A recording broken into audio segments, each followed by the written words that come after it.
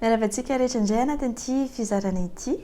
Androany dia te hampianatra anao indray ireo tsika hoe fehezanteny na fomba fiteny izay tsara hainao zany rehefa mianatra teny anglisy sady mampitombo ihany koa ny vocabulaire anao. Voalohany dia ny hoe pay attention.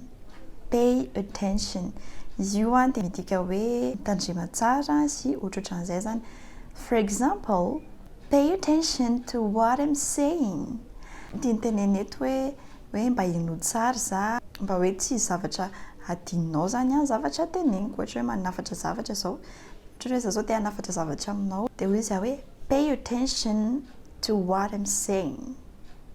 Zany hoe arao tsara zany izay zavatra ho teneniko. Manaraka let me know. Let me know izay midika hoe ampahafantaro ohatran'ny hoe teneno za sy ohatran'izay. Ohatra hoe let me know if anything changes. Zany hoe ampahafantaro anahy raha misy fiovana, raha misy ny fiovana.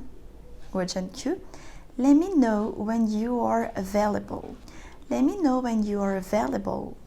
Zany hoe ampahafantaro za rehefa libra ianao. Farany dia ny hoe you messed it up.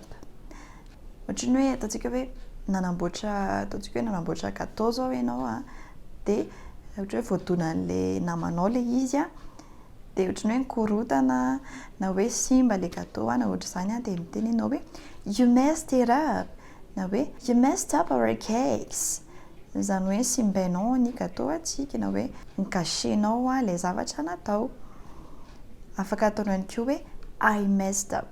Ohatrany hoe manao zavatra nanao fahadisoana ianao na ihany koa hoe nanao zavatra tsy nety dia afaka ampiasainao izay hoe mess up izay.